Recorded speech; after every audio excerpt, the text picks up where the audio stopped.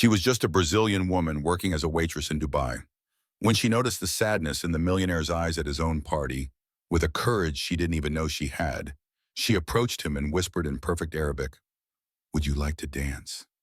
An innocent request that would change two lives forever. What she didn't know was that he had noble blood running through his veins and wore a ring worth billions. What he didn't expect was that he would cancel an arranged engagement to a princess for someone who made him feel alive for the first time. And you, where are you watching this impossible love story that crosses deserts and oceans? Comment below. If you like this preview, subscribe to the channel and leave your like. There's much more excitement coming. The Al Rashid mansion sparkled like a jewel set on the coast of Dubai. Murano crystals reflected light in 1,000 directions, while the global elite moved through the main hall, in trajes that cost more than many would earn in years of work. At the center of this universe of opulence, Khalil al-Rashid watched everything with empty eyes. At 32, heir to an oil empire worth billions, Cal had never felt so alone. The champagne in his crystal glass remained untouched as he scanned the smiling faces around him. Smiles that opened for his bank digits, not for the man behind them. Another night of empty flattery, he thought, discreetly adjusting the platinum watch on his wrist. His black eyes, deep as oil wells, reflected a melancholy that contrasted with the exuberance around him. In the east wing of the hall, away from the spotlight, Andressa Silva discreetly organized a tray of Brazilian glasses. She was 28 years old, with brown hair tied back in a severe bun that couldn't completely tame a few rebellious curls. Her hands, with short, unpolished nails, moved with the precision of someone who knew exactly what she was doing. One last tray and I can rest a little, she thought, trying to ignore the discomfort of the high heels required by her uniform. A discreet, professional smile hid the fatigue of 12 hours on her feet. As she circulated among the guests serving drinks, her brown eyes caught something unusual. Amidst the sea of smiles and laughter, one man remained serious, almost sad. It wasn't hard to recognize the host. His face regularly appeared in the business magazines she leafed through during her breaks. What surprised her was not recognizing him, but realizing how deeply alone he seemed at his own party. There was something in his eyes that she recognized, the same emptiness she saw in the mirror every morning since she left Brazil. Andressa couldn't explain what happened next. Maybe it was fatigue clouding her judgment. Maybe it was the third consecutive night away from the small apartment she shared with 3 other employees. Or maybe, just maybe, it was something more powerful. With a courage she didn't know she possessed, Andressa handed the tray to a colleague, adjusted her uniform, and walked deliberately toward Khalil. She stopped a few steps away from him, ignoring the disapproving glances of the security guards, and bowed slightly. In perfect Arabic, she whispered, "Haltidan Tarkus Mari, would you like to dance?" Khalil's eyes widened with genuine surprise. It was the first authentic emotion he had shown that night. His gaze swept over her face, searching for sarcasm, for hidden meaning. He found nothing but a pair of brown eyes that, for the first time in years, seemed to really see him. "Who are you?" he asked, his Arabic mixed with a slight British accent from his education in London. Before Andressa could answer, the patriarch of the Al-Hasid family rose to the center stage.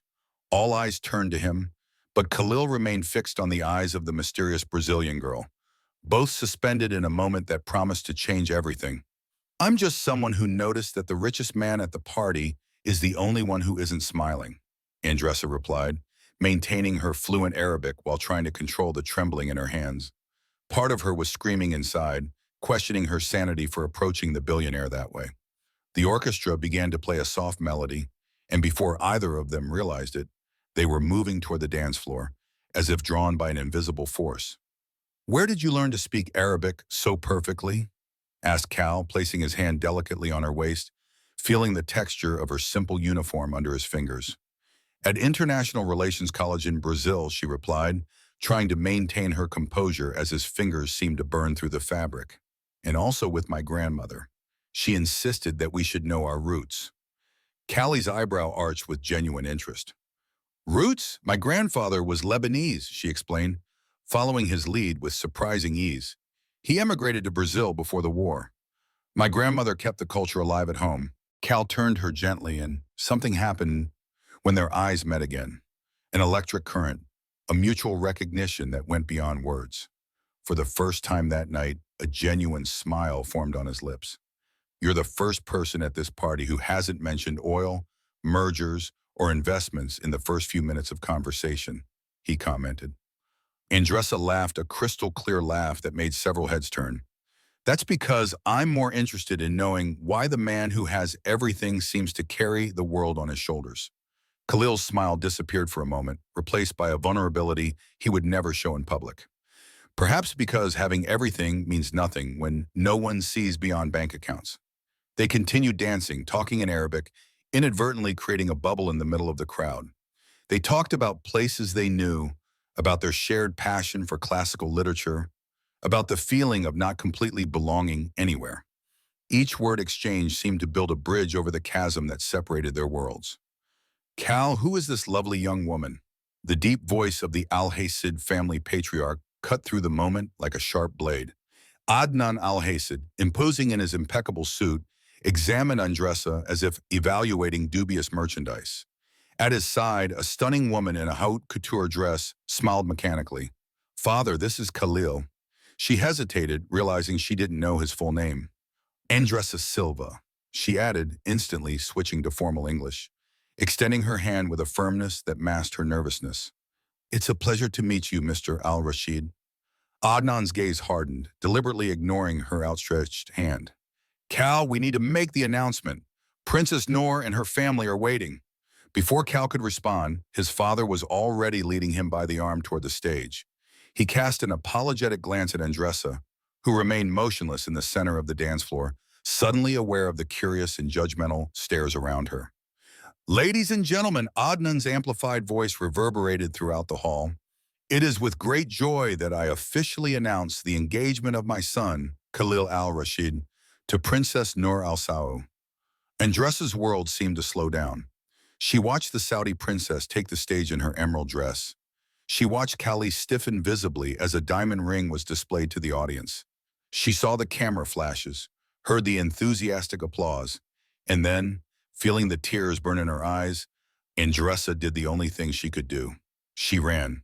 The Dubai night swallowed Andressa as she ran through the mansion's gardens, her heels sinking into the perfectly manicured grass.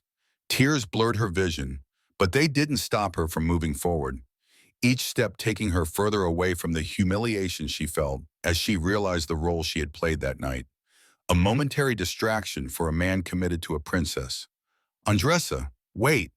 The male voice calling her was not Cal's but Samir's, the manager of the staff. The middle-aged man caught up with her, panting. You can't leave like this. Your shift isn't over, and Mr. Al-Rashid is here.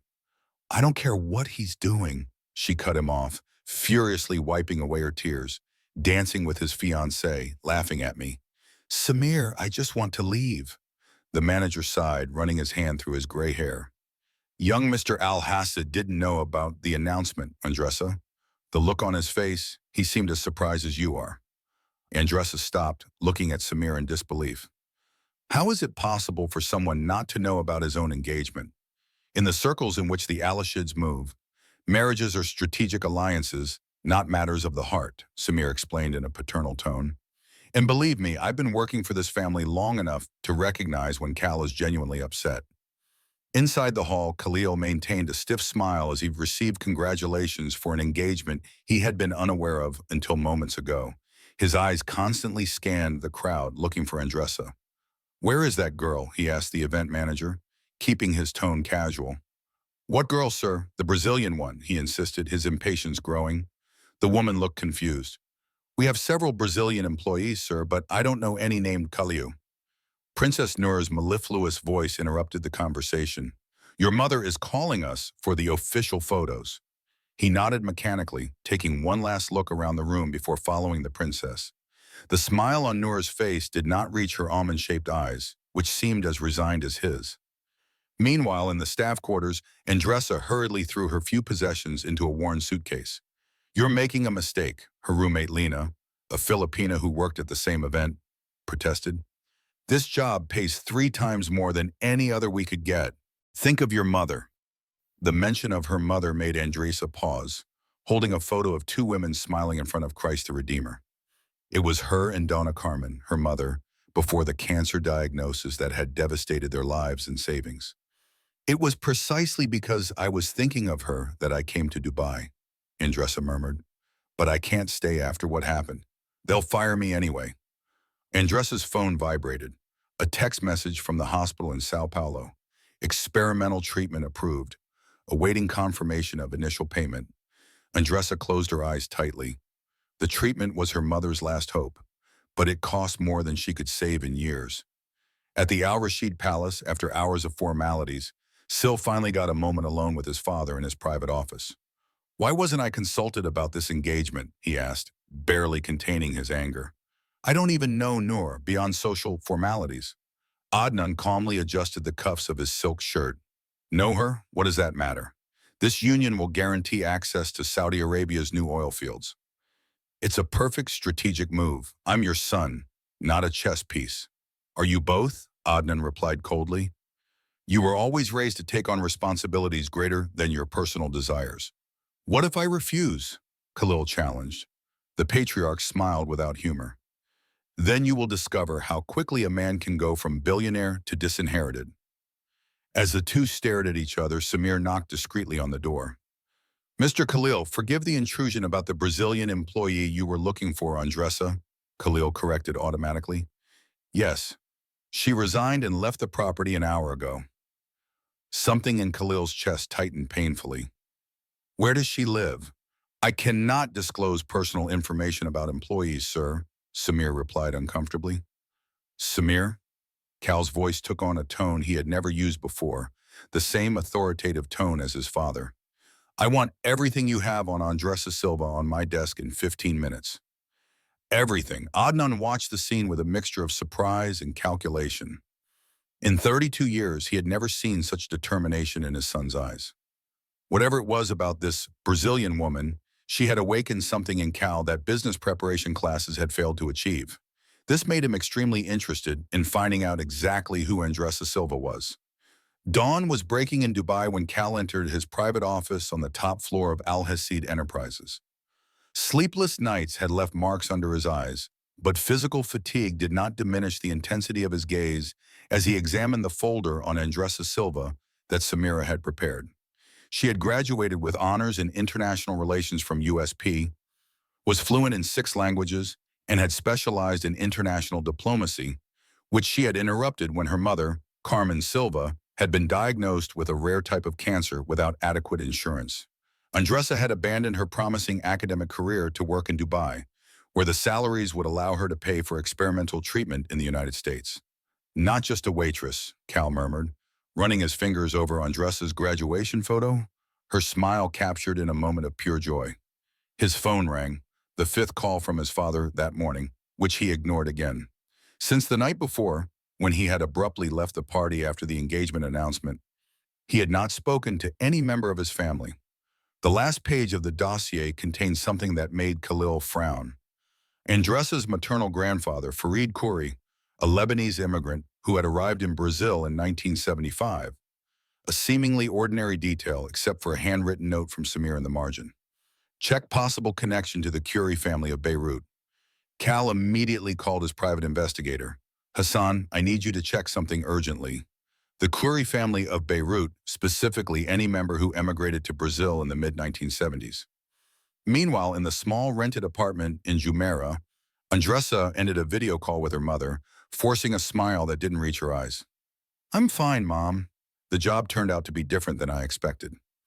On the other side of the screen, Mrs. Carmen watched her daughter with a keen eye that even illness had failed to dim. "Did something happen, daughter?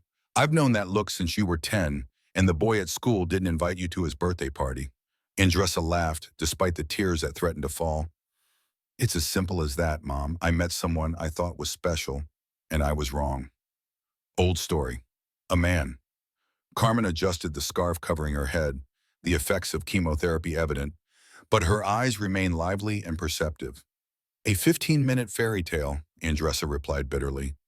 "Nothing worth remembering." The apartment doorbell rang, interrupting the conversation. Andressa quickly said goodbye to her mother, promising to call later, and opened the door, expecting to find her roommate. Instead, she was met by Samir, the manager of the El Hassid mansion, looking uncomfortable in his formal suit in the modest hallway. Miss Silva, forgive the intrusion, but Mr. Al Hassid requests your immediate presence. Andressa crossed her arms defensively. I believe we have already ended my professional relationship with the Al Hassid family. It is not the patriarch who requests your presence, miss. It is the young Mr. Cal. Andressa's heart raced treacherously. For what? To apologize for making a fool of me while he was engaged? Samir cleared his throat, clearly navigating delicate waters. Miss, believe me when I say that Mr. Cal was as surprised as you were by the announcement of the engagement. And there is another matter he needs to discuss with you personally. What matter could be so important? Does it have to do with your family? Samir replied carefully. Specifically, your grandfather. Andressa's blood ran cold as Cal knew about her grandfather, and that's why it mattered. At the Al Hassid Enterprises penthouse, Kil received a call from Rasan, his investigator. Sir, regarding Farid Khoury, the information is confidential but confirmed. He was not an ordinary merchant, as stated in the immigration records. Who was he then? Cal pressed. He was the nephew of Sheikh Abdullah Khoury, who was exiled from Lebanon during the conflicts of the 1970s. The family had ties to Arab royalty before the post-colonial territorial divisions. Cal felt his heart race. If this were true, it meant that Andressa carried noble blood, a lineage that traced back to the ancient Arab dynasties, a detail that would completely change the dynamics of any relationship in the eyes of her traditionalist father. I am absolutely certain, sir, Hassan continued. In fact, Farid changed his surname from Al-Khoury to just Khoury when he arrived in Brazil, probably to avoid unwanted tension due to the political conflicts of the time. The private elevator announced the arrival of visitors. Cal quickly ended the call when the doors opened, revealing Samir and, right behind him, Andressa. She looked different from the night before. Her hair was loose and framed her face, now without makeup. She wore simple jeans and a white blouse, as far from the party uniform as possible. But what impressed Cal the most was her gaze, a mixture of distrust, hurt, and surprisingly a hint of curiosity. What do you want from me, Mr. Al-Rashid? She asked coldly, keeping a safe distance, as if afraid to get too close. The truth, he replied simply, dismissing Samir with a gesture. When they were alone, Khalil took a step toward her and perhaps the opportunity to tell her mind. His gaze fell to Andressa's hand, where a simple ring with a green stone rested on her middle finger. A family heirloom she always wore, inherited from her Lebanese grandfather. A ring that Kaleo now recognized as an ancient seal of the Aluri family. This ring belonged to your grandfather, didn't it? He asked softly. Andressa's eyes widened in shock. How do you know that? Why? Cal replied slowly. It is virtually identical to one in the Museum of Family Relics in Beirut, a ring that belonged to the ancient Al-Khoury lineage, one of the most respected Arab families before the political divisions. Andressa felt the ground disappear beneath her. The stories her grandfather told her when she was a child, the tales of palaces and deserts that she had always believed to be just bedtime stories. Could they be true? Who exactly was your grandfather, Andressa? Khalil asked softly. And who are you, anyway? My grandfather was just a spice merchant, Andressa replied defensively, instinctively touching the green ring. A simple man who came to Brazil in search of opportunities. Callie watched her reaction with interest. Is that what he told you? Is that what you always knew? She took a step back, the mistrust evident in her gaze. Why are you investigating my family? What do you want from me? Instead of answering directly, Cal walked over to his desk, picked up a folder, and handed it to Andressa, who hesitated before accepting it. What is this? The truth about Farid Khoury. Your grandfather was not a simple merchant, Andressa. He was the nephew of Sheikh Abdullah al-Huma, a noble lineage with roots stretching back centuries in Arab history. Andressa leafed through the documents with trembling hands. Genealogical records, old newspaper clippings from Lebanon, yellowed photographs of a young man who undeniably resembled the grandfather she had known, but wearing traditional dress alongside aristocratic-looking men. This can't be true, she murmured, but the evidence before her eyes was hard to deny. Why would he hide this? Lebanon in the 1970s was a dangerous place, Cal explained gently. Many nobles were forced into exile during the conflicts. Some abandoned their titles and histories to start over, to protect their families. Andressa sank into an armchair, her mind spinning with implications. She remembered the elaborate stories her grandfather told, the Arabic songs he taught her, how he insisted she learn the language perfectly. Even if that's true, she finally said, regaining her composure. What does it matter now? Why would you be interested in my family's obscure history? Khalil hesitated, his eyes revealing an internal conflict. Because it changes everything, Andressa. How so? My father would never approve of a relationship between us unless you had noble lineage. Andressa's face hardened. So that's it? You're looking for a way to legitimize your attraction to a waitress in your father's eyes. An excuse for the powerful Kali al-Hasid to have fun without damaging his reputation. Khalil looked genuinely hurt. No. He ran his hand through his hair, a surprisingly vulnerable gesture. On the night of the party, when we danced, I felt something I had never experienced before. A connection that went beyond anything I'd ever known. I spent the whole night looking for you after you ran away. While his fiancée posed for photos beside him, Andressa added bitterly, "An engagement I didn't choose and didn't even know about," he exclaimed, his frustration evident. "An arrangement my father orchestrated without my knowledge or consent." Silence settled between them, heavy with unspoken implications. Finally, Cal continued, his voice more controlled. "This morning I called off the engagement to Noor." Andressa's eyes widened. "You what?" "I informed my father that I would not be going through with the arrangement. It was the first time I had ever openly defied him." An ironic smile touched his lips.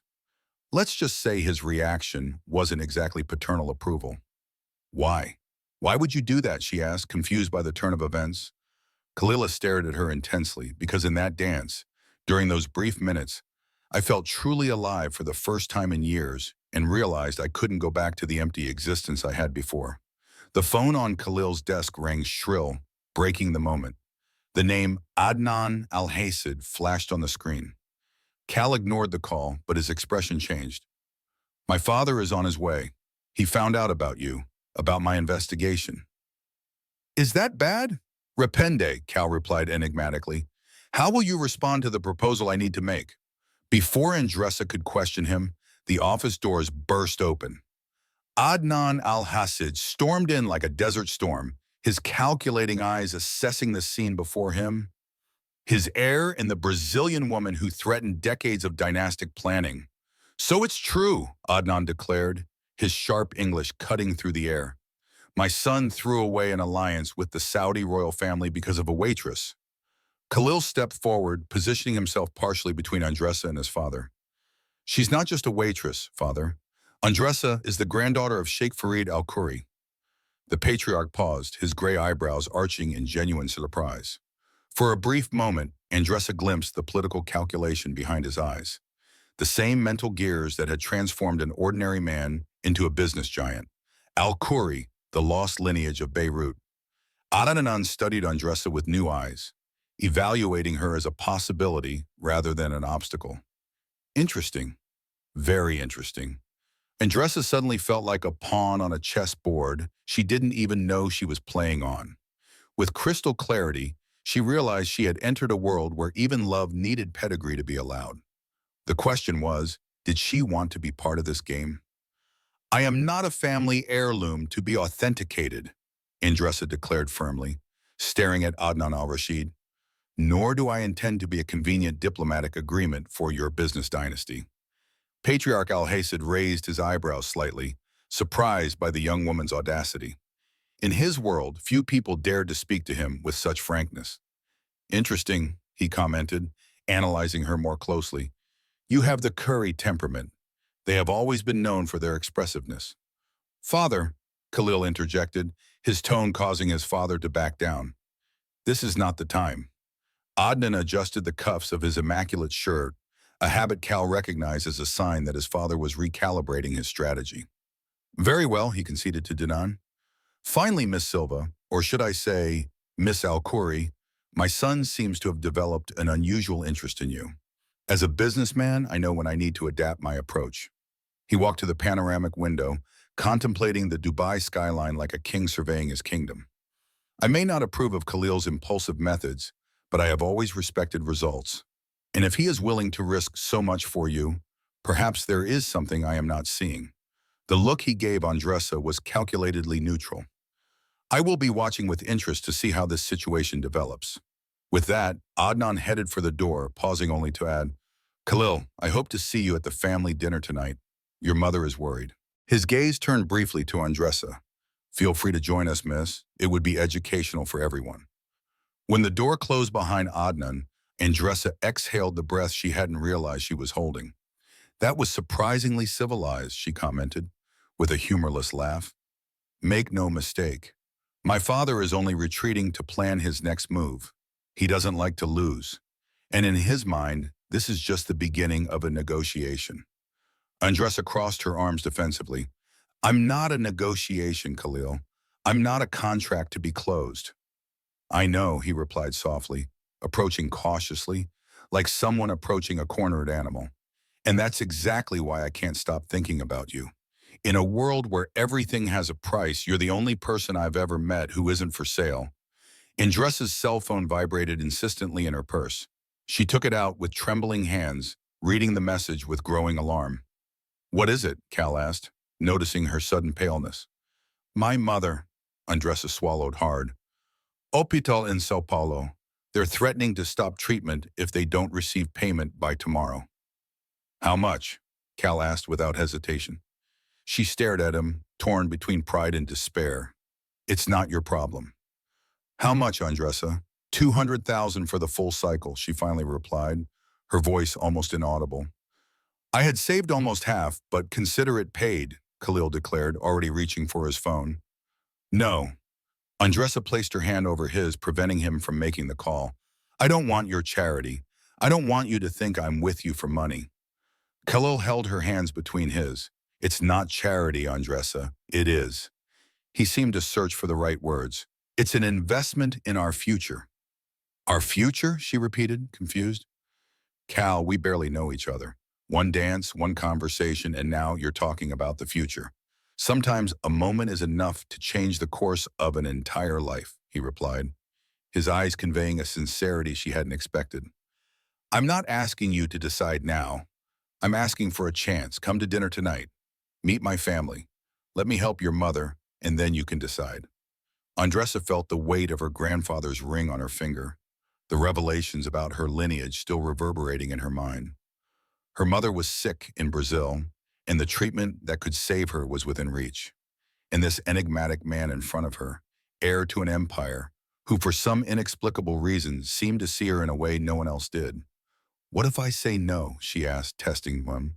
If she refused his help and his invitation, Callie's eyes darkened with restrained emotion. Then I will respect your decision. The money for your mother's treatment will be transferred as an anonymous donation, with no obligation on your part, and I will go on with my life. Though he hesitated, though I suspect I will never find anyone else who makes me feel the way you did on that dance floor. Andressa's heart beat painfully against her chest. The walls she had carefully built around her emotions threatened to collapse. One dinner, she finally agreed. And about my mother's treatment, we can discuss an agreement, perhaps a loan that I can repay when I return to work in my field. A genuine smile lit up Cal's face. As you wish. And speaking of your field, Andressa, you have a degree in international relations, are fluent in 6 languages, and specialize in diplomacy. Have you ever thought that maybe I need someone with exactly your qualifications in the international division of Al-Hassid Enterprises? Andressa stared at him suspiciously. Are you offering me a job now? I'm offering a partnership, he corrected. Professional. And if you will allow it, personal. Before Andressa could respond, Khalil's phone rang again. Seeing the number, he answered immediately. Hassan? Yes, she's here with me. His eyes fixed on Andressa as he listened. Gradually, his expression changed to something between surprise and concern. Are you sure? Did you check all your sources? When he hung up, Khalil looked shaken. What's wrong? Andressa asked, feeling a knot form in her stomach. Rassan found out more about your grandfather, Cal replied slowly, about why he left Lebanon so abruptly. What did he find out? She pressed. sensing she was about to uncover a secret that would change her understanding of everything. Your grandfather didn't just belong to the Al-Khoury lineage, Khalil explained carefully. He was the rightful heir to the family fortune, a fortune that had been confiscated during the conflicts, but which, according to newly discovered documents, had been partially transferred to secret accounts abroad. Andressa felt the world spinning around her. What are you saying? I'm saying, Cal replied softly, that there is a possibility that you are the rightful heir to a fortune that rivals that of Zal Rashid, a fortune that, if claimed correctly, could make you one of the richest women in the Middle East. The Al Haysid mansion glowed under the night sky of Dubai, its marble and glass towers strategically lit to highlight the sumptuous architecture. Andressa watched the property through the window of the limousine sent by Khalil. Her stomach knotted with anxiety. "We're here, miss," announced the driver, opening the door for her. Andressa adjusted the petrol blue dress that Callie had insisted on sending her. Simple yet elegant, made of natural silk that fell like water over her body. Her grandfather's green ring sparkled on her finger, now carrying a symbolic weight she had never imagined. Cal was waiting for her at the top of the marble staircase, imposing in his modernized traditional Arab attire. His eyes lit up when he saw her, a genuine smile softening his usually serious features. "You came?" he said simply, extending his hand to her. "I made a promise," she replied, accepting the gesture, aware of the stares of the employees around them. Before we went in, Khalil hesitated, lowering his voice. "There's something I need to tell you about the possible inheritance." "No," Andressa interrupted firmly. "I don't want to discuss this now.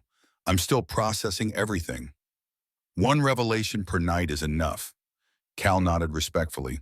"As you wish, but know that I have lawyers discreetly investigating. If it's true, she added with determination, it won't change who I am, nor why I'm here tonight." He studied her with renewed intensity. "And why are you here, Andressa?" She held his gaze to find out if the man who danced with her that night really existed, or if it was just an illusion. An enigmatic smile curved Khalil's lips. "What if it is real?" Then she replied softly, "Perhaps it's worth getting to know him better." The dinner in the Al Hasid's private banquet hall was a display of power and tradition. Gold and crystal dishes, pure silver cutlery, servants moving like discreet shadows. At the head of the table, Adnan Al Hasid presided like a monarch, with his wife Layla on his right, a woman of mature beauty and sharp eyes that missed no detail. "Miss Silva," she greeted Dinan when Khalil formally introduced Andressa. "Or would you prefer Al-Khoury?" "Silva is perfect, sir," she replied firmly. "It is the name I have carried with pride all my life." A glimmer of approval passed through Layla al-Rashid's eyes, a wise answer. The names we choose to carry define who we are, not those imposed on us at birth. Her gaze shifted briefly to her husband before returning to Andressa. "Please sit next to me. I would like to get to know the woman who made my son challenge generations of family tradition." During the elaborate seven-course dinner, Andressa navigated a conversation that alternated between subtly invasive questions and veiled tests of her cultural knowledge. Her background in international relations and fluent Arabic visibly impressed Layla, while Adnan observed each interaction with silent calculation. "So your grandfather never mentioned his true lineage?" Layla asked as they savored dessert.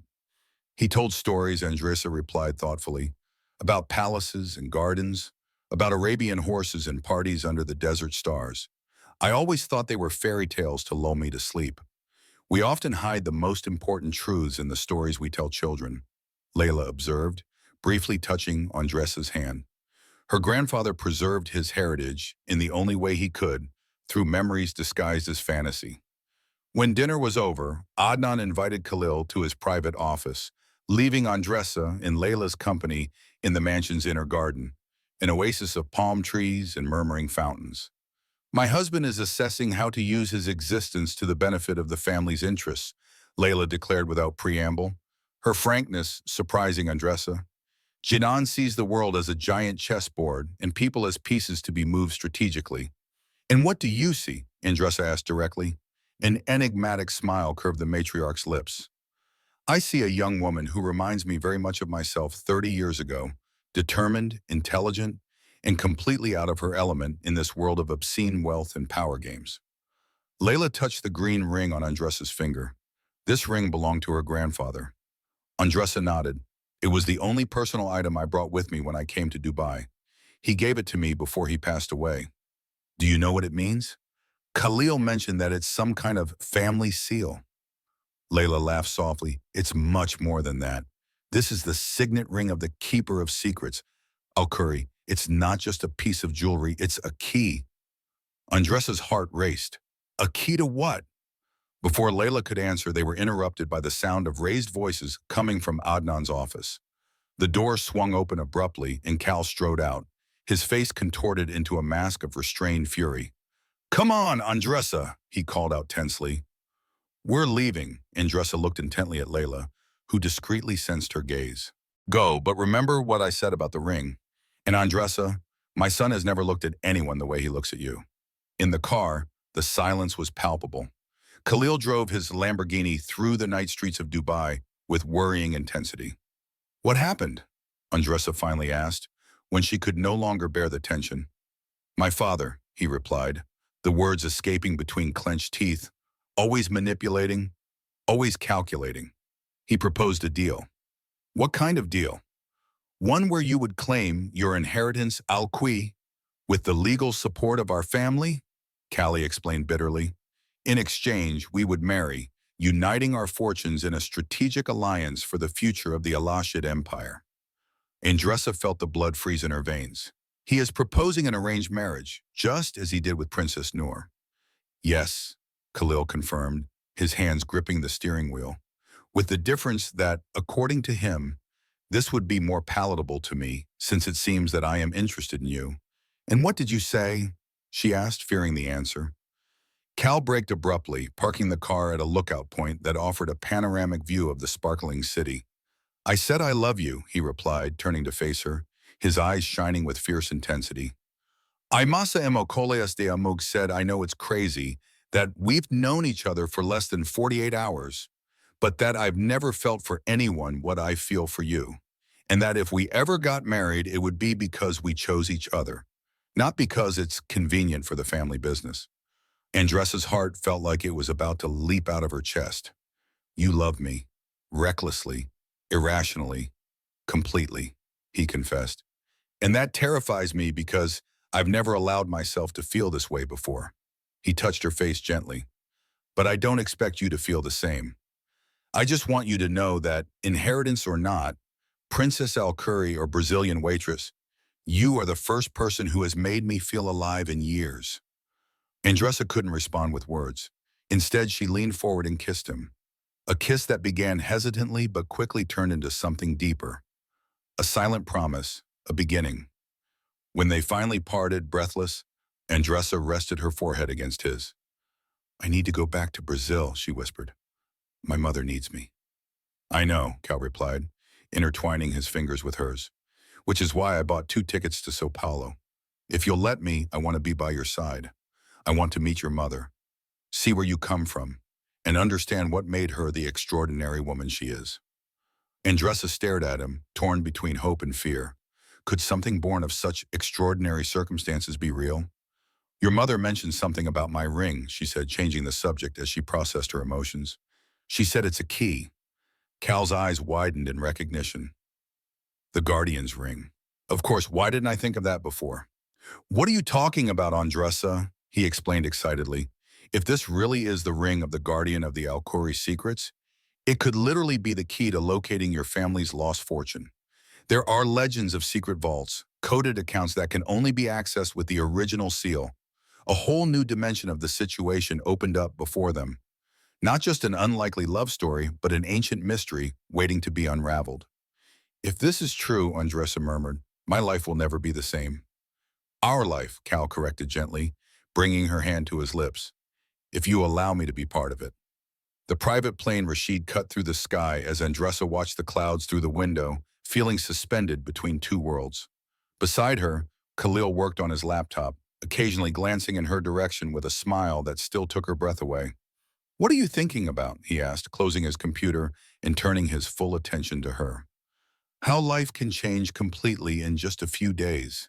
Andressa replied, absent-mindedly twirling the green ring on her finger. Last week, I was an anonymous waitress trying to save money for my mother's treatment. Now I'm on a private jet, discovering that I may be the heir to a fortune accompanied by a... She hesitated, then encouraged Cal, her eyes sparkling with amusement. A billionaire who claims to be in love with me, she added, still incredulous at the situation. I don't claim, he corrected, taking her hand in his. I'm sure. Andressa felt the heat rise to her cheeks. Part of her still hoped to wake up and find that it was all just an elaborate dream. We're almost there, she said, changing the subject. We should go over our plan. Callie sensed her becoming serious. First, we'll visit your mother in the hospital. The treatment is already guaranteed. I transferred the funds yesterday. As a loan, Andressa reminded him firmly. As you wish, he agreed with a patient smile. Then, while you stay with your mother, my team of investigators will meet with us to discuss what they've discovered about the ring and the possible Alcu inheritance. What about your father? Andressa asked hesitantly. Wasn't he furious about your departure? A flash of tension crossed Khalil's face. Let's just say he's reevaluating his position. My mother has been a surprising ally. She's convincing him that an Al-Rashid Al-Khoury union would be historically significant, regardless of how it happens. The pilot's voice announced the beginning of the descent to Sao Paulo. Cal gently squeezed Andresa's hand, ready to show me his world. Rio de Janeiro welcomed them with a spectacular sunset. The sky was ablaze over the imposing outline of Sugarloaf Mountain. A limousine awaited them on the tarmac, transporting them directly to São Lucas Hospital, where Carmen Silva was hospitalized. As they entered the hospital room, Andressa felt her heart tighten. Her mother looked smaller and more fragile against the white sheets, but her eyes still shone with the same strength of spirit she had always admired. Mom, Andressa called softly, running to hug her. My daughter, Carmen replied in her weak but firm voice. Her perceptive eyes soon fixed on Cal, who stood respectfully at the door. And who is this elegant young man? Andressa took a deep breath. Mom, this is Kil Al-Rashid. He's a friend from Dubai. Carmen raised an eyebrow, her maternal instinct picking up much more than Andressa's words revealed. A friend is someone who crosses half the world to visit a sick lady he doesn't even know. Cal stepped forward, extending his hand to Carmen with genuine respect. It's a pleasure to finally meet you, Senora Silva. Your daughter talks about you a lot. I highly doubt that, Carmen replied with a sly smile. Considering how long you've known each other? 3-4 days. Andressa blushed intensely. Mom, to your surprise, I called the river, a rich and genuine sound that she rarely lets slip. I see where Andressa got her insight from. You are absolutely right. We have known each other for exactly 4 days and 7 hours, and every minute has been revealing. Carmen studied the young man in front of her with eyes that seemed to see through social masks. Sit down, Mr. Al-Hasid, and tell me exactly what your intentions are with my daughter. Mom, please, protested Andressa, mortified. It's okay, Cal assured her, pulling up a chair to sit beside the bed. I will answer all of your mother's questions with complete honesty. And so he did. Over the next hour, Cal told Carmen how he met Andressa, the instant connection they felt, the arranged engagement he had canceled, and even his discoveries about the Alcu lineage. Surprisingly, he omitted only the question of the possible inheritance, giving Andressa a meaningful look, which she understood immediately. Some revelations could wait. When he finished, Carmen remained silent for a long time, her eyes moving between Cal and her daughter. My mother always said that there are 2 kinds of love, she finally said. The kind that grows slowly like a tree, strong and stable over time, and the kind that explodes like a sudden lightning bolt, intense and transformative. She smiled softly. Her grandmother and grandfather had the second kind. They married 2 weeks after meeting and remained in love until their last day. Andressa felt tears burning in her eyes. You never told me that. There are many family stories I haven't told you yet, daughter, Carmen replied enigmatically. Her gaze turned to Khalil. Does your father know you're here? Yes, he replied honestly, although he doesn't approve. Carmen felt as if she were confirming something to herself. Parents rarely approve when their children choose paths different from those they plan for them. She reached out her hand to Cal, who took it without hesitation. Take good care of my daughter's heart, Mr. Alashadir. It is the greatest treasure we have in our family, I promise, he replied with a solemnity that touched Andressa deeply. A doctor entered the room, interrupting the moment. Sorry to intrude, but we need to prepare Mrs. Silva for the new treatment. The first test after the initial medications show very promising results. As they left the room to give Carmen some privacy, Andressa held Khalil's arm, her emotions running high. Thank you, she whispered, for everything. He kissed her forehead gently. Don't thank me yet. Our journey is just beginning. In the hallway, a middle-aged man in a discreet suit approached them. Mr. Al-Rashid, I am Paulo Mendez, the local investigator you hired. I have urgent information about the Al-Q ring. Khalil and Andressa exchanged tense glances. What have you found out? Asked Khalil. It's better if we talk somewhere more private, replied Paulo, looking around meaningfully. There are things you need to know, and people who have found out you are here. What people? Asked Andressa, feeling a chill run down her spine. The Al Saud family, replied the investigator gravely. It seems that Princess Noor did not take the cancellation of the engagement very well, and she has powerful connections here in Brazil. Callie instinctively put a protective arm around Andressa. Let's go to the hotel. We need to come up with a plan. As they walked toward the exit, Andressa couldn't help but notice a man of Arab appearance watching them intently from across the hospital lobby. When their eyes met, he quickly looked away, talking on a phone. The world of privilege and power she had entered was beginning to show its dark side, and Andressa wondered if she was really prepared for what was to come. The presidential suite at the Copacabana Palace offered a spectacular view of the beach, but no one in the spacious living was enjoying the scenery. Cal paced back and forth like a caged tiger, while investigator Paulo Mendez spread documents across the marble table. The situation is more complex than we imagined, explained Paulo, his fluent Portuguese being translated by Callie for the benefit of the international investigators who had joined them via video conference. The ring that Miss Andressa possesses is not just a symbol of family status. It is literally the key to a safe.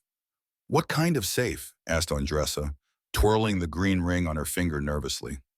Paulo projected an enlarged image of an old bank document onto the wall. In 1974, shortly before leaving Lebanon, Farid Alk established a secret trust at the Swiss National Bank. The conditions were extraordinary even by the standards of the time. Access would only be granted to the bearer of the family signet ring, who would have to physically fit it into a specific mechanism inside the bank. How much? Cal asked directly. Ever practical? Paulo hesitated. Considering the compound interest for almost 50 years, our conservative estimate is approximately 2.7 billion euros. Andressa felt the air escape from her lungs. The amount was incomprehensible. But that's not all, Paulo continued, his expression becoming more serious. We have found evidence that other parties are actively seeking this same treasure, particularly the Al Saud family, Princess Noor's family. Khalil murmured, his expression hardening. So it's not just resentment over the canceled engagement. They know about the inheritance precisely, Paulo confirmed. Our sources indicate that they have suspected the existence of the Al-Khoury treasure for decades, but have never been able to locate it without the authentic ring. Now that the Dubai financial press is full of rumors about the Brazilian carcinet with royal lineage, they have made the connection. How did they find out about the ring so quickly? Andressa asked worriedly. Your father, Khalil replied bitterly. He must have leaked the information strategically. It's typical of him to create multiple scenarios that could benefit him regardless of the outcome. Andressa got up and walked to the balcony to breathe in the sea air, trying to process the revelations.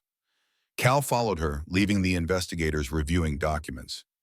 Do you regret it? He asked softly, stopping beside her on the balcony.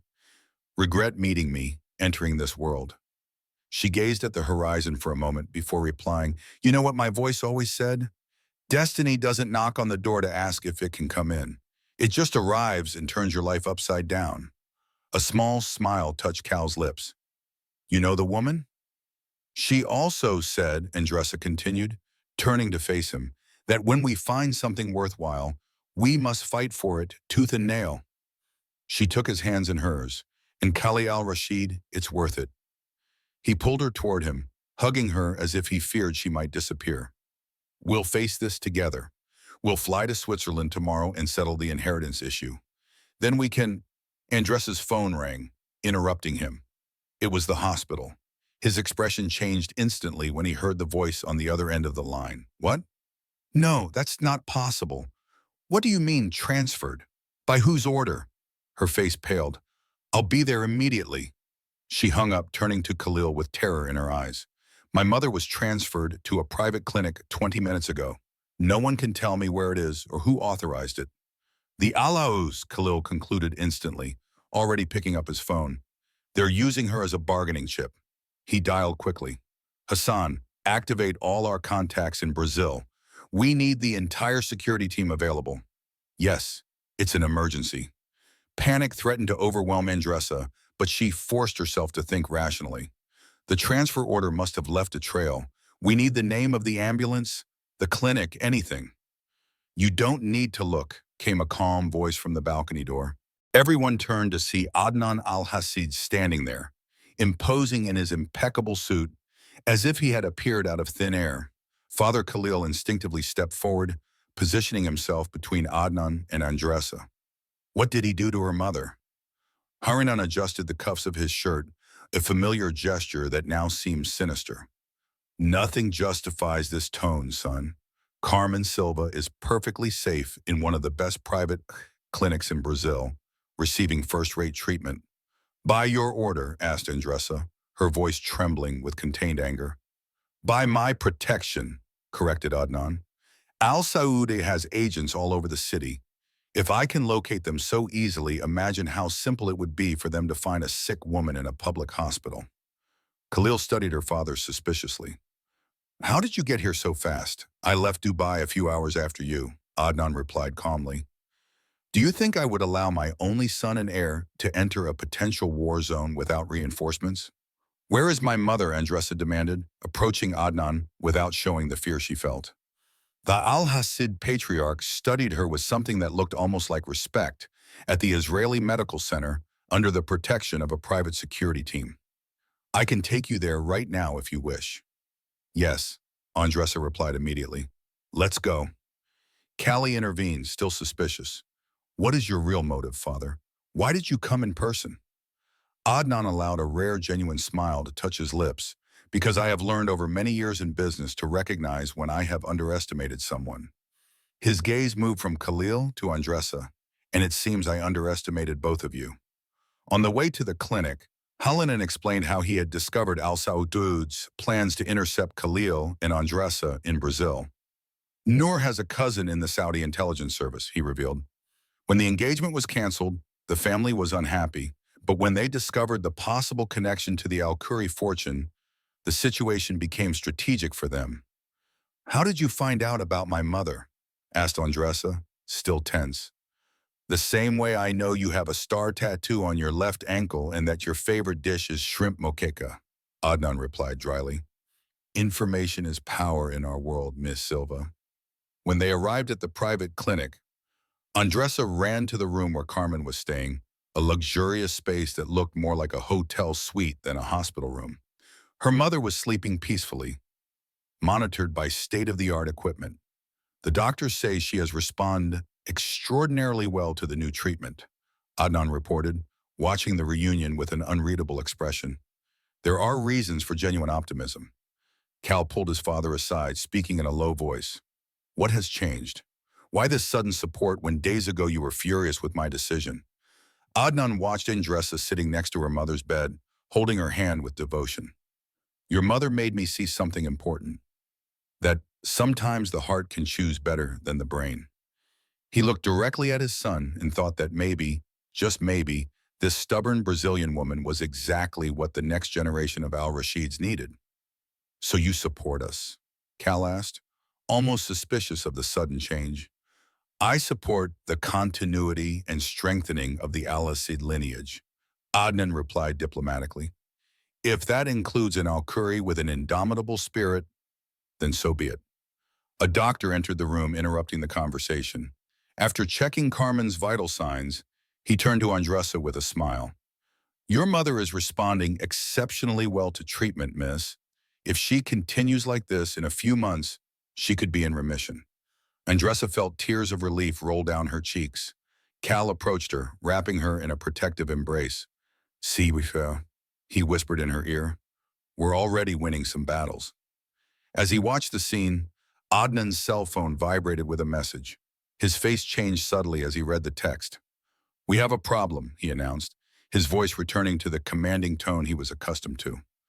Our informants have confirmed that the Al-Saus have found out about our planned trip to Switzerland. How? Asked Khalil. An internal leak, Adnan replied gravely. Someone on our team is passing information. Andressa looked at her sleeping mother, then at the ring on her finger, and finally at the two Al-Rashid men. A fierce determination crystallized in her eyes. Then we changed the plan, she declared, with a conviction that surprised even herself. It's time to stop reacting and start acting. And I have just the idea of how to do that. The small conference room on the top floor of the medical clinic had been transformed into a makeshift operations center. Maps, documents, and laptops covered the central table. Andressa, now dressed in jeans and a t-shirt, a far cry from the shy waitress of days past, led the meeting with a confidence that impressed even Dannon. They expect us to go directly to Switzerland, she explained, marking routes on a digital map. That's obvious, and it's exactly what we won't do. What's your plan then? Asked Cal, watching her with a mixture of admiration and curiosity. Divide and conquer, replied Andressa, her eyes shining with determination. We'll create 3 teams with 3 different destinations. Each will follow a distinct security protocol, and only one will have the real ring. Adnan raised an eyebrow, clearly impressed. And who will determine which team gets the authentic ring? Me, Andressa replied without hesitation. It's my legacy, my responsibility. A respectful silence followed her statement. It was Paulo Mendez who broke the moment, pointing to new information on his tablet. We've discovered something about the vault in Switzerland, he announced. It's not just a repository for money. According to the partial records we were able to obtain, Farid Al-Khoury deposited documents along with the money. What kind of documents? Khalil asked.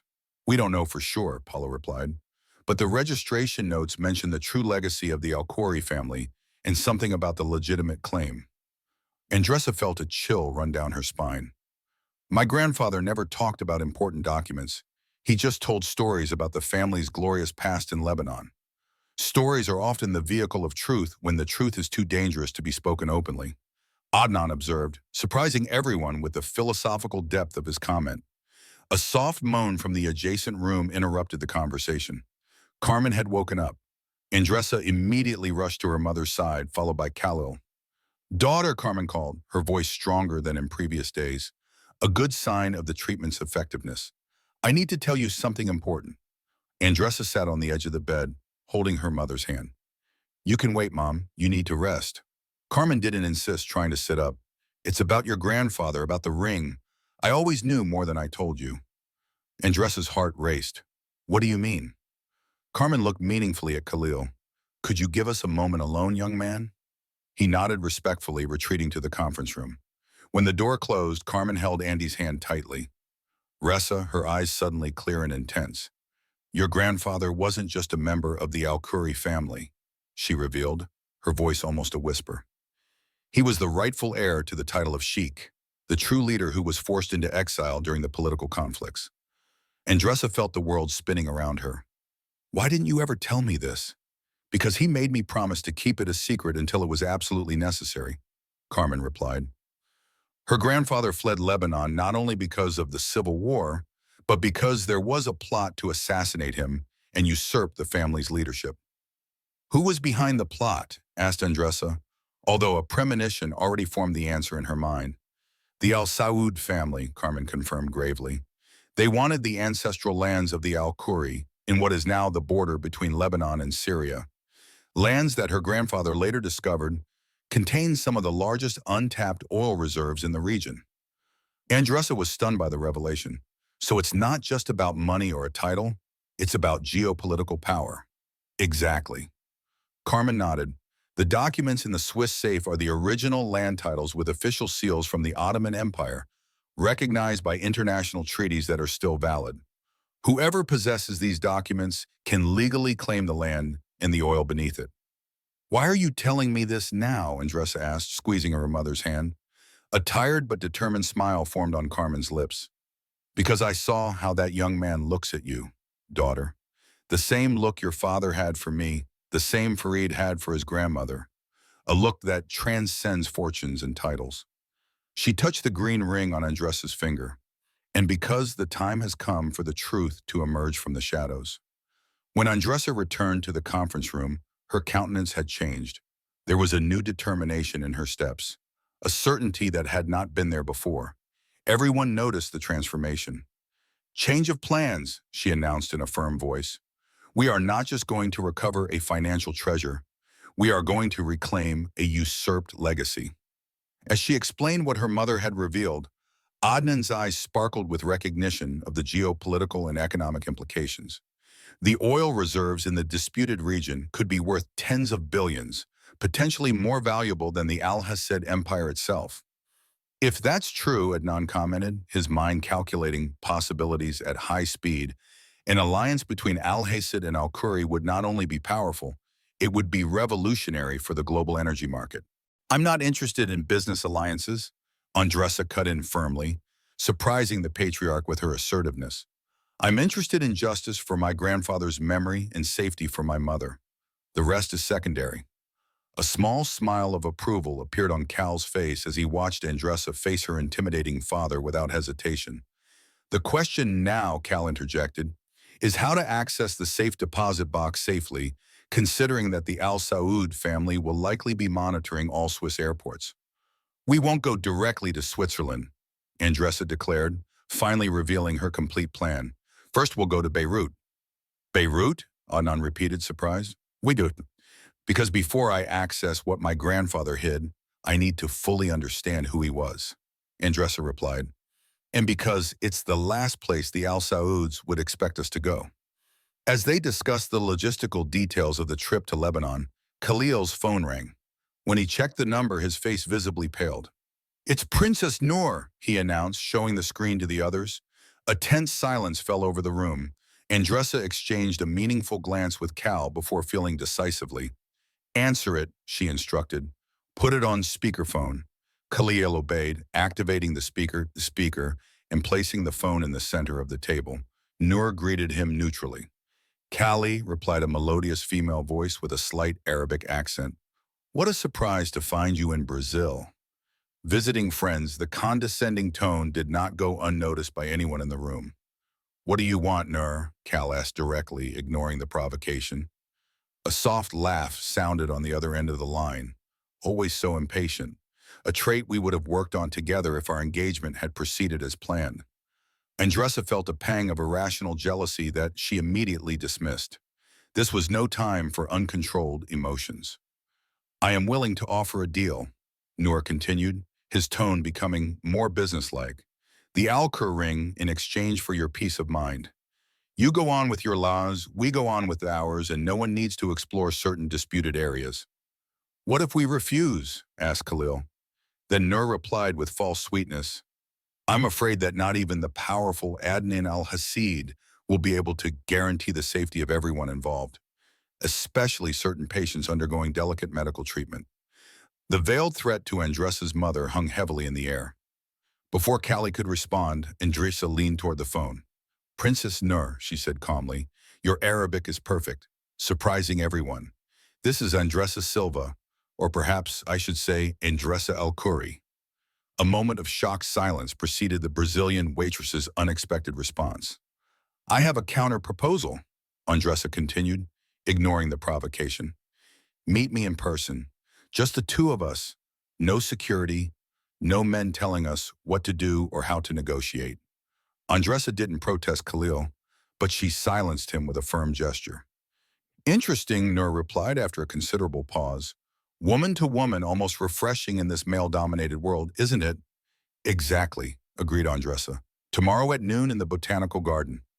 Come alone, as I will be. How will I know it's not a trap? Asked Noor. For the same reason I'll know it's not a trap on your part, Andressa replied, because we both have a lot to lose and potentially a lot to gain from an honest conversation. After a moment's consideration, Noor agreed. See you tomorrow then, Miss Al-Khoury.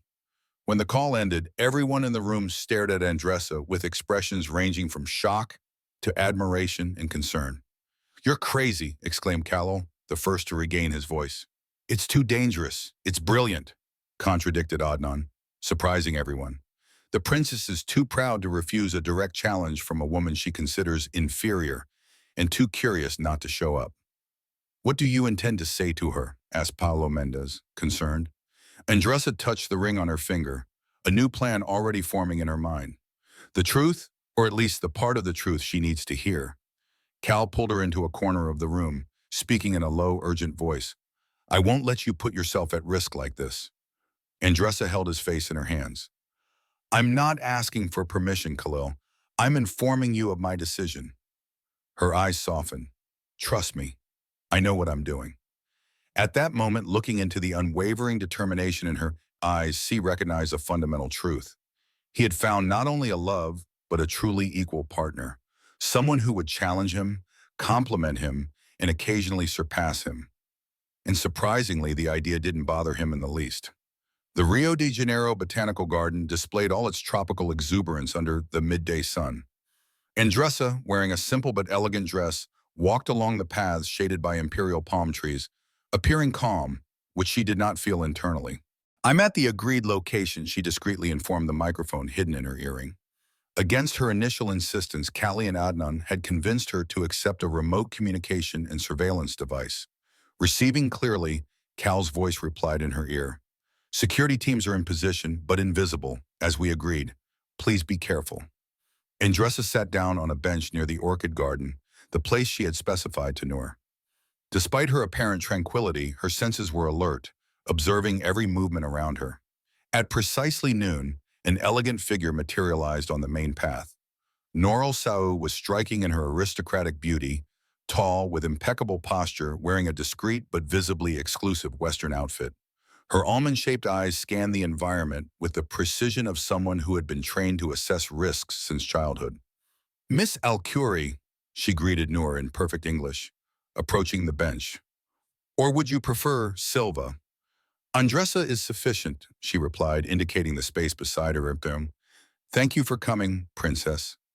Noor sat down gracefully, maintaining a calculated distance. "I must admit that your proposal has piqued my curiosity. It's rare to find someone willing to negotiate directly in the circles we move in. Perhaps because I don't yet belong completely to those circles," Andressa observed, "which gives me a different perspective." A slight smile touched Noor's perfectly painted lips. "So what does a Brazilian waitress with a powerful family ring want to discuss with me?" Andressa twirled the green ring on her finger, the gesture deliberately drawing Noor's gaze. "I would like to understand why this small object is so important to your family, important enough to threaten a sick woman undergoing treatment."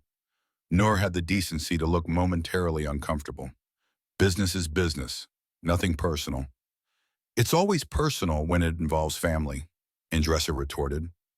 She paused deliberately before continuing, "just as it was personal when your family forced my grandfather into exile." Noor's eyes narrowed almost imperceptibly. "You know?" "I know enough," Andressa replied with studied calm. "I know about the land, about the oil, about the documents in the Swiss safe. So you know why this goes far beyond a simple family ring?" Noor concluded. She leaned forward slightly. "Those documents and that land represent incalculable value in today's energy market. Billions today, potentially trillions in the future. The question is, why would I share this with you?" Andressa asked directly. "Why not just go ahead with my legitimate claim? Smoothly, because you're smart enough to know that a newly covered Brazilian heiress with no significant political connections would face immeasurable obstacles, even with our Rashid's support. And you offer a partnership," Noor proposed pragmatically, "50% of the rights to you, with all the political and diplomatic support of my family to validate the claim internationally. No confrontations, no risks to your mother or you." Andressa pretended to consider the offer, buying time as her plan required. "Why would I trust you? Your family tried to kill my grandfather. Those were different times, different people," Noor replied with a dismissive gesture. "I represent a new, more pragmatic generation." How pragmatic was your arranged engagement to Callie? Asked Andressa, unable to completely contain the hint of jealousy in her voice. A flash of something. Hurt, resentment. She looked Noor in the eye. It was business, nothing more. She studied Andressa with new intensity. You really care about him, don't you? It's not just for the money or status. Some things transcend fortunes and lineages. Andressa replied simply. Noor remained silent for a moment, her expression softening almost imperceptibly. You know, in another reality, we could have been friends, you and I, both intelligent, both caught up in power games created by men. We can still choose to play the game differently, suggested Andressa. Perhaps, conceded Noor before abruptly returning to business mode. My offer stands. 50% of the rights in exchange for our cooperation and protection. Andressa took a deep breath, reaching the crucial moment of her plan. I have a counteroffer. I'm listening. I don't want the land or the oil, Andressa declared, visibly surprising the princess. I just want my family's historical legacy restored, formal recognition of the Al-Khoury's role in the region, and sufficient funds to establish an educational and medical foundation in Brazil and Lebanon. Noura stared at her with suspicious distrust, and the rest, all the oil and economic potential, would remain with her family. With two legally binding commitments. First, a percentage of the profits would be perpetually directed to humanitarian projects. Second, no member of my family would ever be threatened again. The princess studied Andressa as if seeing her truly for the first time. You are giving up potentially trillions for principles. I am choosing a life I want to live, not one imposed on me by historical circumstances, Andressa corrected. And I believe that you, more than most, can understand that choice. Something changed in Noor's posture. An almost imperceptible tension was released. A mask partially removed. Do you know why I agreed to meet with you? Noor asked softly. Because when I saw your photos in the intelligence reports, I recognized something familiar in your gaze. The same determination I see in the mirror every morning. The look of a woman who was not born to be a pawn in someone else's game. She extended her hand elegantly. I accept your proposal with one additional condition. What is it? Andressa asked, surprised by the quick agreement. That we will maintain an open line of communication between us, woman to woman, without male intermediaries. A genuine smile, perhaps the first, lit up Noor's aristocratic face. The world of international business desperately needs more female perspectives. Andressa accepted the handshake, feeling that she had just formed an unexpected and potentially transformative alliance. I will send the formal terms through the appropriate channels, Noor continued, rising gracefully. As for the Swiss safe deposit box, you will still need to access it to retrieve the historical documents you mentioned. Yes, Andressa confirmed. Then let me facilitate your journey, Noor said, removing an elegant card from her purse. This is the contact information for my personal advisor in Zurich. He will ensure that you have access to the bank without complications or unwanted interference. Andressa accepted the card, sensing that there was something unsaid in Noor's words. Why are you helping me now? The princess adjusted her silk scarf with a studied gesture. Let's just say I prefer allies to enemies, and I recognize the value of having someone like you in my orbit. Andressa Silva. She smiled enigmatically. Or should I start practicing Andressa al-Rashid? An unexpected blush colored Andressa's cheeks. We are. It's too early for, please. Noor raised her hand with genuine amusement. The way Callie canceled our engagement, risking his father's wrath in a billion-dollar alliance, says everything I need to know. When a man like him acts like that, how does he do it? Andressa asked. Curiosity overcoming prudence. Reserved, calculating, always 3 steps ahead of everyone else. Noor shrugged elegantly. For someone like that to throw it all away after one dance? Well, even I recognize when I'm faced with something rare. The two women looked at each other with a new mutual understanding, momentarily transcending the complex circumstances that had brought them together. Now Noor discreetly consulted her wristwatch. I suggest you inform your protectors hidden in the trees that our meeting was productive and peaceful. Andressa couldn't help but smile in surprise. Did you know that, my dear? No one in my position survives by being naive. Noor walked away with the natural grace of someone born to command salons. After a few steps, she turned around one last time. And Andressa, if you ever need an ally who understands this world better than you do, my number is on the back of the card. As she watched the princess disappear among the imperial palm trees, Andressa felt the weight of the green ring on her finger differently, no longer as a burden of responsibility, but as a symbol of untapped possibilities. Are you okay? Khalil's anxious voice sounded in her ear through the hidden microphone. What happened? Something unexpected, Andressa replied softly. I think I just made a friend in the most unlikely place. Lebanon welcomed Andressa with a disconcerting familiarity. As the car drove through the busy streets of Beirut, she absorbed every detail. The aromas of cardamom and mint in the air, the distant call to prayer, the facades of buildings that blended war scars with modernist renovation. It's as if I've been here before, she murmured more to herself than to Callie beside her. He squeezed her hand gently. Your grandfather must have conveyed more of Lebanon in his stories than you realized. The car stopped in front of a three-story stone house in the historic neighborhood of Arafiere. The building, with its arched windows and walled garden, seemed frozen in time, stubbornly resisting the transformations of the city around it. This was the Al-Khoury family home, explained Adnan, who had insisted on accompanying them on this part of the journey, preserved for decades, awaiting the return of its rightful owners. Andressa swallowed hard, her throat tight with emotion. Who has maintained it all these years? Loyal servants, replied Adnan, and more recently, the Lebanese Cultural Foundation, after I made some strategic contributions. Callie glanced at his father in surprise, who shrugged with an enigmatic expression. Always keep your options open, son. First rule of business. Upon entering, they were greeted by an elderly man whose face lit up when he saw Andressa. The same eyes, he murmured in ancient Arabic. The same eyes as Farid. May Allah have him. Ibrahim, as he introduced himself, had been Andressa's grandfather's personal assistant in his youth. Now, at almost 90 years old, he remained the guardian of the family's memories and secrets. I hoped this day would come, said Ibrahim, leading them through rooms preserved like a living museum. His grandfather had always believed that one day the truth would come to light. In the library on the second floor, Ibrahim moved a seemingly normal panel on the wall, revealing a built-in safe. Only the ring can open it, he explained. He designed it specifically for that purpose. With trembling hands, Andressa inserted the green ring into the perfectly matching slot. A soft click preceded the opening of the safe, revealing a bundle of aged documents in a small leather-bound book. Her grandfather's personal diary, Ibrahim identified respectfully. And the map? Map? Cal asked, moving closer to get a better look. Andressa carefully unfolded the yellowed parchment. On it, intricate markings detailed not only the family's ancestral lands, but something else, a series of symbols and references to a specific location in the Syrian-Lebanese desert.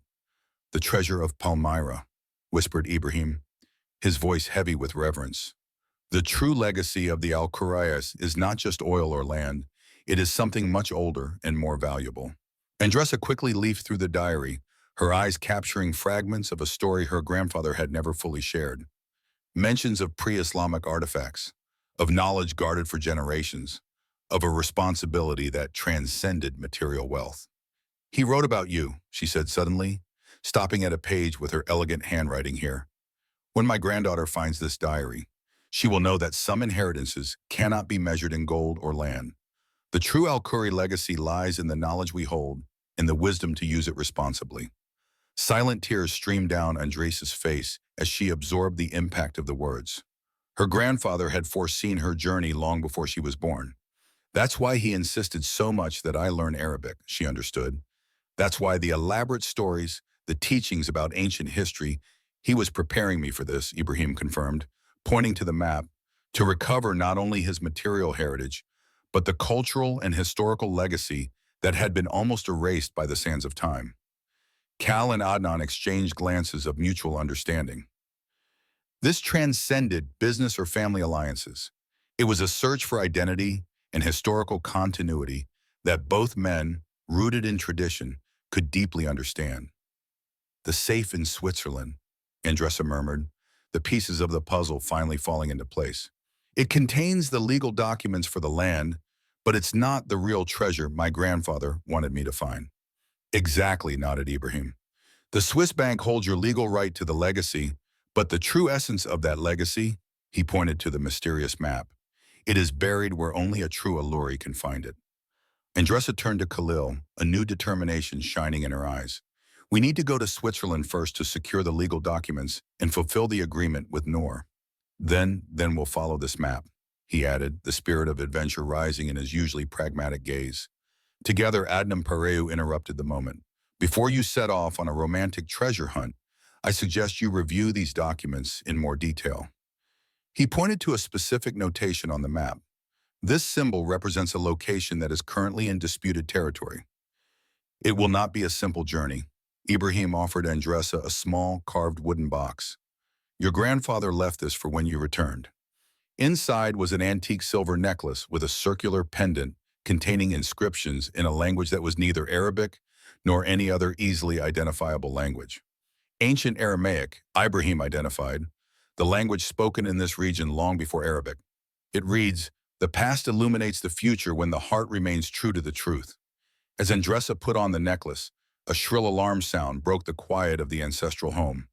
On the security monitor near the door, hooded figures could be seen invading the outer perimeter. "Elude," Khalil asked tensely, instinctively moving to protect Andressa. Ibrahim shook his head. "Worse, the guardians of the desert." "Who?" Andressa asked, confused. "An ancient sect that believes it is responsible for protecting the secrets of the desert," Ibrahim explained quickly, activating a hidden mechanism that opened a passage in the opposite wall. "They pursued your grandfather into exile, and now they've come after you." "How did they know we were here?" Adnan asked, his strategic mind already calculating escape routes. Ibrahim pointed to the necklace Andressa had just put on. "Some artifacts have ways of announcing themselves to those who are always vigilant." As they hurried through the secret tunnel that led to the back of the property, Andressa held the diary and map tightly against her chest. What had begun as a search for her origins was now turning into something much bigger and potentially more dangerous. "Come," called Ibrahim, guiding them through narrow passages that seemed to date back centuries. "There is an exit that will take you directly to the private airport." As they emerged onto a side street, where loyal drivers awaited them, Andressa took one last look at the ancestral home. For a fleeting moment, she imagined she saw her grandfather's silhouette in the upper window, not as the elderly man she had known, but as the young sheik who had left everything behind to protect his family and his legacy. "I'll be back," she promised silently as the car sped toward the uncertain future that awaited them. The Swiss National Bank in Zurich exuded an aura of discretion cultivated over centuries. Its marble and hardwood corridors had silently witnessed the passing of fortunes, the rise and fall of dynasties, secrets that could rewrite history. Andressa strode through this temple of global capital with determined steps. Callie was at her side and Adnan was a few steps behind, talking discreetly on the phone. After the events in Beirut, they had flown directly to Switzerland, leaving behind a growing sense of urgency. "Miss Al-Curry, Maid," greeted the bank director, a man of sober appearance and Swiss precision, who welcomed them personally in a private room. We had been waiting for this day for many decades. He led the group through several security doors until they reached an elevator that descended deep underground. The layers of protection were impressive, even by Al-Asad standards. "Your grandfather established very specific protocols," explained the director as they descended. "The vault can only be accessed with the physical presence of the ring and complementary biometric verification." "Biometric verification?" asked Andressa in surprise. "How would that be possible if he intended for me to open it decades later?" "DNA," replied the director simply. Her grandfather left a sample of his DNA and specified that only someone with a direct genetic match could access the contents. For the time, it was almost futuristic technology. The depth of her grandfather's planning left Andressa increasingly impressed. He wasn't just a man fleeing political threats, he was someone meticulously laying the groundwork for a future claim. The elevator finally stopped, opening onto a clinically lit corridor where individual vaults, more like small chambers than conventional boxes, were lined up in numerical sequence. "Vault 177," announced the director, stopping in front of a circular door that resembled a submarine portal. More than a bank vault. Following established protocols, I must leave you alone for the verification and opening process. When the director walked away, Andressa stared at the complex mechanism before her, a perfectly molded fitting for the ring, surrounded by a modern digital verification screen. It's time, Cal murmured, gently squeezing her shoulder in support. Adnan watched the scene with an indecipherable expression. Regardless of what you find in there, remember knowledge is power, but timing is everything, everything. Andressa took a deep breath, removing the green ring from her finger. With a deliberately slow gesture, she inserted it into the corresponding opening. The green stone glowed momentarily under the artificial light, as if awakening after a long sleep. A side panel slid smoothly open, revealing a scanner. DNA sample required for secondary verification, announced a computerized voice. Following her intuition, Andressa placed her palm on the scanner. A blue light ran across her skin, analyzing what was invisible to the human eye. DNA compatible. Welcome, Eris Al-Khoury, declared the synthetic voice, as the massive circular door began to open with a hydraulic sound. The interior revealed not a small compartment, but an entire room, a carefully organized repository of family history and guarded secrets. Unbelievable, Khalil whispered as they entered the brightly lit space. In the center, on a carved wooden table that seemed out of place in the ultra-modern environment, rested an ornate silver box. Around it, shelves held chronologically organized documents, carefully preserved small artifacts, and what appeared to be a complete collection of the Scory family history. He preserved everything, Andressa murmured, her voice choked with emotion, running her fingers over the leather-bound volumes containing the complete history of the family since the Ottoman period. Khalil examined some documents with his business-trained eye. These are the original title deeds to the lands on the Syrian-Lebanese border, just as his mother had mentioned, with Ottoman authentication and subsequent international recognition. While Adnan absorbed the legal and economic implications of the documents, Andressa was inexorably drawn to the silver box in the center. Her instinct told her that this was the true heart of her grandfather's legacy. The box had no visible lock, only a small circular depression in the lid. Andressa touched the necklace Ibrahim had given her in Beirut, the circular pendant fitting perfectly into the space. As she turned it, the lid opened silently, revealing a handwritten letter on an object wrapped in antique silk. It's his handwriting, she recognized, picking up the paper with trembling hands. The letter, written in classical Arabic, began with a greeting addressed directly to her. To my granddaughter Andressa, whom I never knew but whose spirit I feel across time. If you are reading these words, it means you have found your way back to your roots, that the ring has fulfilled its purpose, and that the Al-Khoury legacy will continue through you. The documents in this safe will guarantee your legal claim to our ancestral lands and the resources they contain. Use this power wisely and justly, but our family's true treasure is not in the properties or the oil beneath them. It is in the knowledge we have guarded for generations as trustees of something much greater than ourselves. Under this letter, you will find an artifact known as the Key of Palmyra. It is older than Islam, older than Christianity. It dates from a time when scientific and spiritual knowledge were not considered separate domains, but aspects of the same universal truth. This object does not belong to me, nor to you.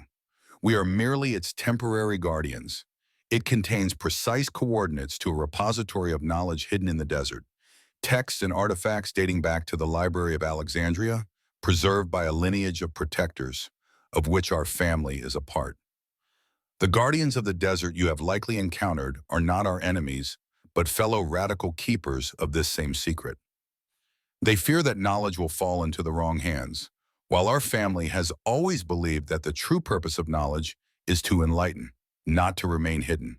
The map in our ancestral home in Beirut will guide you to the physical location. This artifact will give you access to what has been hidden for centuries. I trust your heart to do what is right with this legacy. Do not let the power of material wealth overshadow the true treasure of knowledge and wisdom. With eternal love, your grandfather, Farid Al-Khoury. Silent tears streamed down Andressa's face as she absorbed the words of the grandfather she had never known, but who had planned every step of her journey with such love and foresight. With reverence, she removed the silk cloth, revealing an object that seemed to combine elements of an ancient astrolabe and a precision mechanism. Gilded and decorated with inscriptions in various ancient languages, it looked simultaneously like an archaeological artifact and a piece of advanced technology.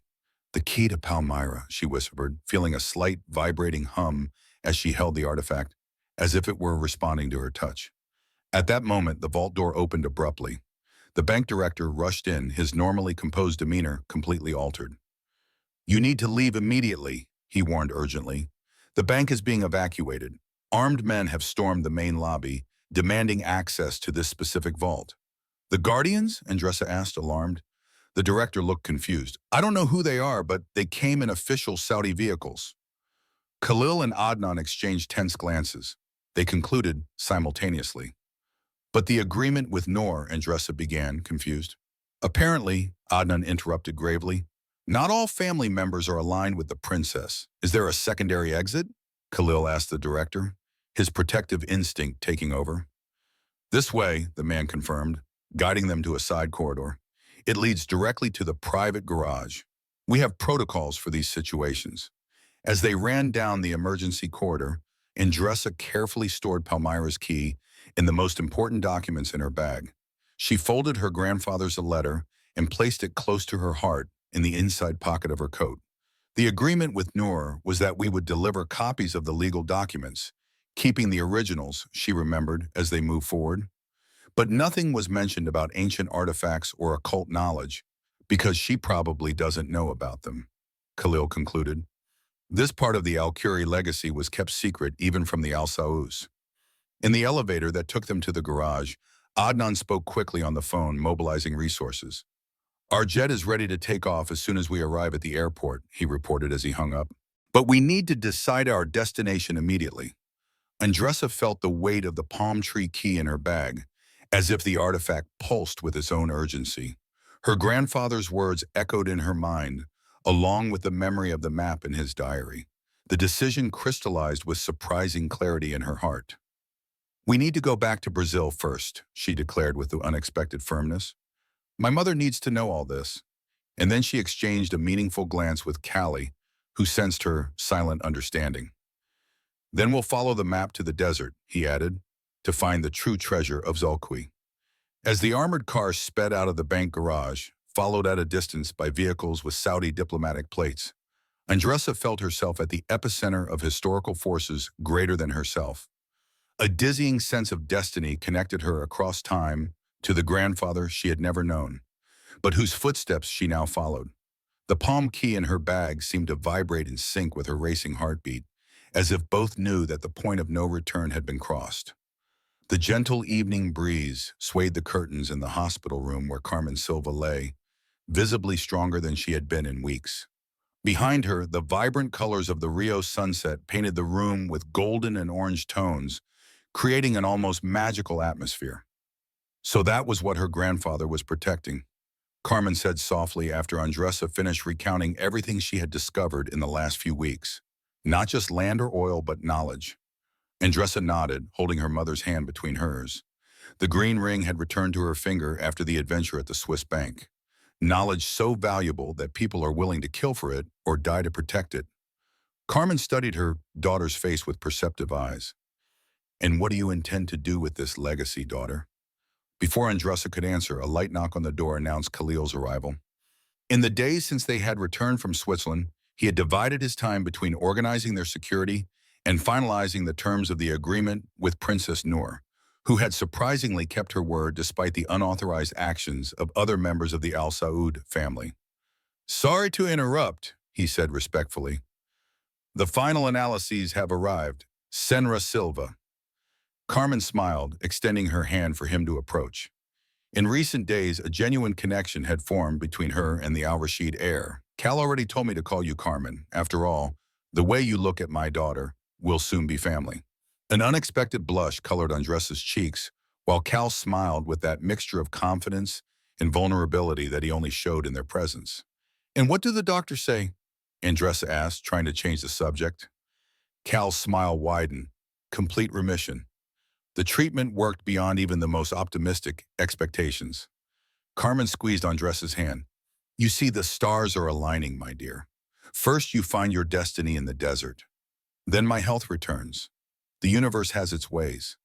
Andressa felt such an intense wave of emotion that she could barely breathe. It was as if all the pieces of a cosmic puzzle were finally falling into place. We still have a journey ahead of us, Khalil reminded them, his expression becoming more serious. The map, the key to Palmyra, the repository in the desert, and the guardians who will surely be waiting for us, Andressa added, without mentioning the aludum with Noor's agreement. Carmen watched the exchange between them with wise eyes. You've already decided, haven't you? You're going to follow the map. It wasn't a question, but a statement. Andrea nodded slowly. We need to complete the cycle, she explained. Not just for me or for Grandpa's legacy, but because I feel there is something bigger at stake. The knowledge he protected may be something the world needs now. Khalil placed his hand on hers. I have everything ready. A discreet security team, appropriate equipment for the desert, experts in archaeology and ancient linguistics at our disposal. Typical of an Al-Hasid, Carmen joked, always prepared with unlimited resources. Everyone laughed, momentarily easing the tension that hung over their future plans.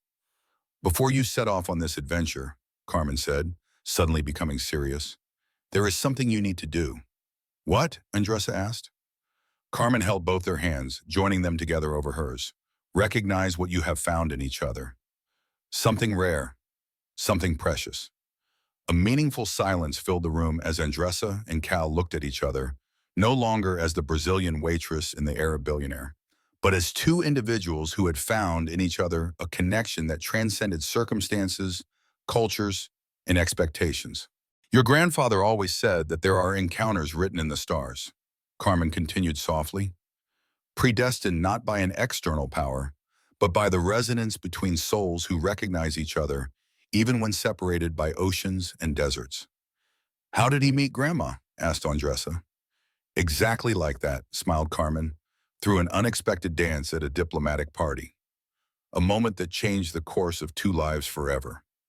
Cal gently squeezed Andresa's hand, just like us. The afternoon progressed, coloring the room with increasingly deeper shades of gold and crimson.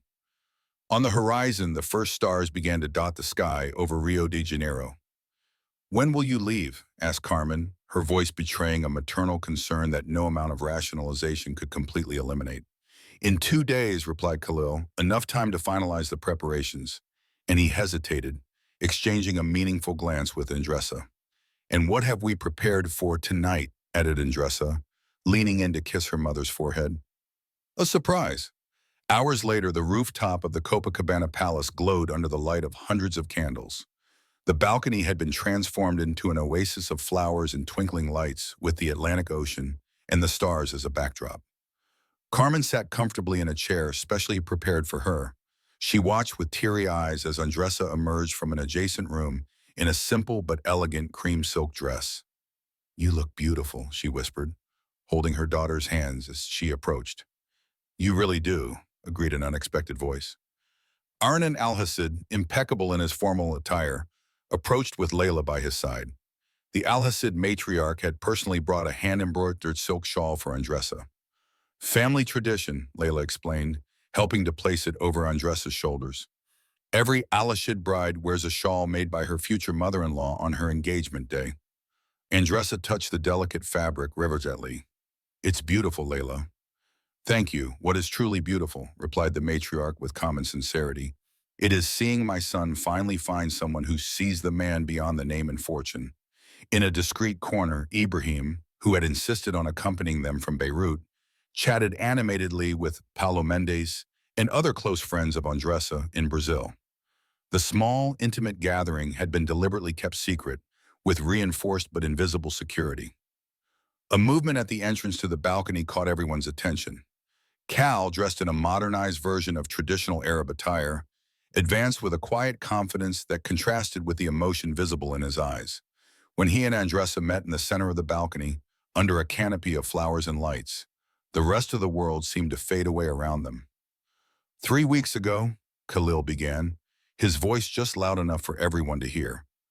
I didn't know you, and now I can't imagine a future without you. He took her hands in his.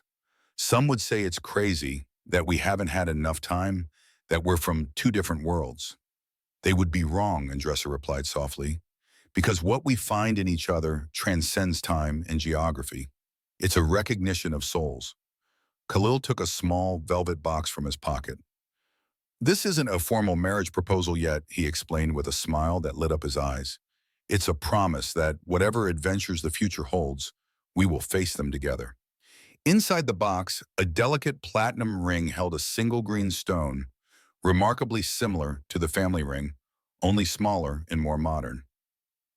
To complement her grandfather's ring, he explained as he slipped the jewel onto her right finger. Past and future, tradition and renewal, united as I hope we will be. Discreet and emotional applause echoed across the balcony as they sealed their promise with a gentle kiss. Later, as the small celebration continued lively, Andressa found a moment to step away, contemplating the ocean under the starry sky, the combined weight of the two rings in her hands, the historical legacy in one, the promise of the future in the other, seemed to perfectly symbolize the crossroads she found herself at. Cal quietly joined her, wrapping her in a protective embrace from behind. "What are you thinking about?" he asked softly. Andressa pointed to the stars and said how right her grandfather had been. Some encounters really are written in the constellations, just waiting for the right moment to manifest. She turned to face him. "In 2 days, we will leave for the desert, following an ancient map in search of lost knowledge, possibly facing dangers we cannot even imagine yet." "And that worries you, Katiyao?" "You?" Callow asked. Andressa smiled, touching his face tenderly. "Strangely enough, no, because I finally understood what my grandfather meant in his letter. The real treasure is not hidden in the desert. No." Cal raised a curious eyebrow. "The real treasure," she continued, her gaze holding his intensely. "It is the ability to recognize what really matters amid the storms of life, to find someone with whom to share both the desert dunes and the balconies by the sea." Kalila pulled her closer. "So we are rich beyond measure, regardless of what we find in the desert." "Exactly," Andressa agreed, resting her head on his chest as they gazed at the horizon where the ocean met the sky. "Because some treasures cannot be measured in gold or land or ancient knowledge. Some treasures are only felt in the silent space between two hearts that have recognized each other through the sands of time. And so, under the starry sky of Rio de Janeiro, two souls who met in an unlikely dance in Dubai prepared for their next adventure, not only in search of ancient secrets buried in the desert, but on the even more extraordinary journey of building a life together, transcending cultures, traditions, and expectations." Her grandfather's green ring sparkled under the stars, as if silently approving the path Andressa had chosen, a path that honored the past while boldly embracing the future. "Between sands and dreams," she whispered, "we found our true north." Cal smiled, completing the thought as if he could read her mind. "And we discover that some destinies, however unlikely they may seem, are simply inevitable," concluded Andressa, sealing the truth with a kiss that promised 1,000 adventures to come.